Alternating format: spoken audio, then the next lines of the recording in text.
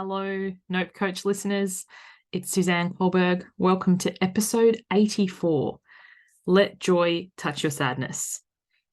If this is the first time that you're tuning in to the show, a little bit of backstory. I've committed to doing this podcast daily for 100 days. And today is day 84. And if I am fully transparently honest, I did not want to record the show today. I have been in a foul mood. It's been just one thing after another. And I don't want to get into like that downward spiral, but something happened today that I found really enlightening. And that's what the episode is about. Let joy touch your sadness. Have you ever been having a really good day? Like you're feeling happy, you're feeling great, and then something happens, like someone's rude to you, or someone cuts you off in traffic, or something happens and you let that one little thing ruin your whole day. I had the opposite of that experience today, the polar opposite. As I said, I didn't want to record. I was in a foul mood. Nothing was going right. And I ended up having to pick up a parcel in another town. I live in Sydney, and it's the traffic, for those of you who know me well, know how much I dislike driving. And I'm queuing and I'm in a hurry because I need to. Anyway, this really nice older gentleman, I don't know, I didn't say a word. He could just pick up or sense that how agitated I was.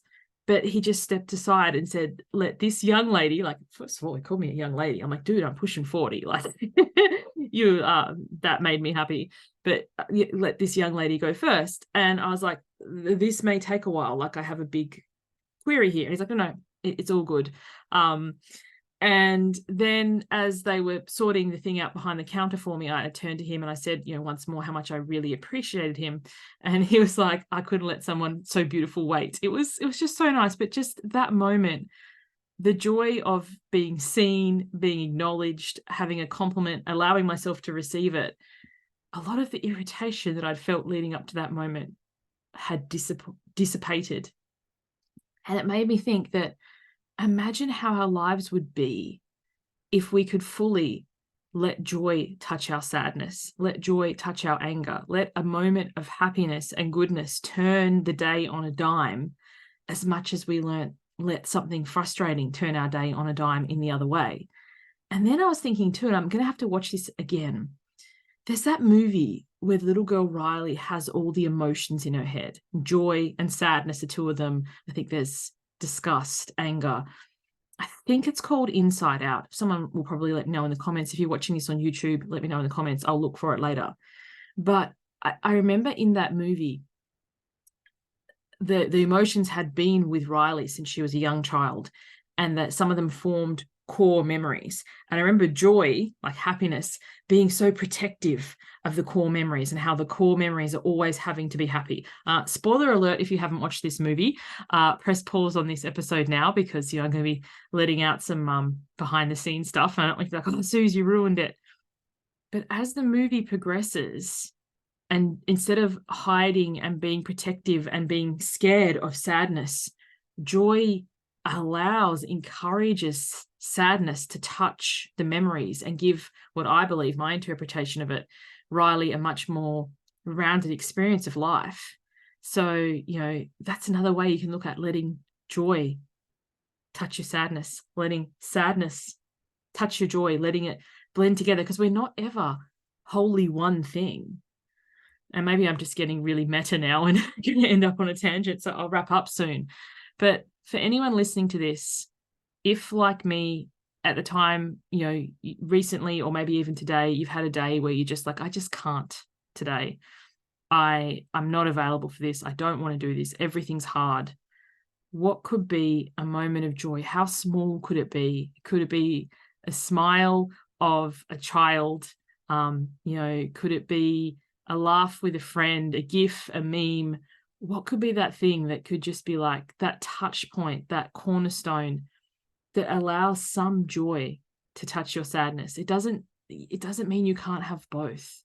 I think sometimes when we're having a really hard time, we fear the joy, we fear the happiness because we think it takes away from.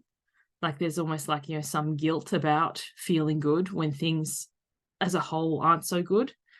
And there was a quote I read recently. I wrote it out. Let's see if I can find it in my journal. I was reading a book by Florence Scovel Shinn, and she says gratitude. Now, those of you who know me well know that gratitude tends to grate me as a term, so you can replace it with appreciation. But the exact quote is, gratitude is the law of increase and complaint is the law of decrease. And it just made me think today when I was in a funk and I didn't want to record the podcast and I didn't want to go and chase this stupid parcel and I didn't want to deal with things that hadn't turned out properly and having to make some complaints. Like I was in that law of decrease. And that moment, queuing with that kind gentleman, let me go in front of him and then paid me not one, but 2 compliments, and how much I appreciated that. Gratitude is the law of increase. And from that, I've come and recorded this episode, which hopefully touches at least one person today, and for you allows that joy to touch your sadness as well. Thank you for tuning in, friends. If you aren't on my email list yet, head over to suzanneculberg.com, click on the newsletter tab. My emails are fabulous. I really get deeper into concepts such as this. And if you've enjoyed this episode, who do you know who could benefit from hearing this today? Pop them through the link, either the YouTube or if you're listening on Apple or Spotify, whichever podcast platform. I really appreciate your help to spread the word. Until the next one, thank you. Bye for now.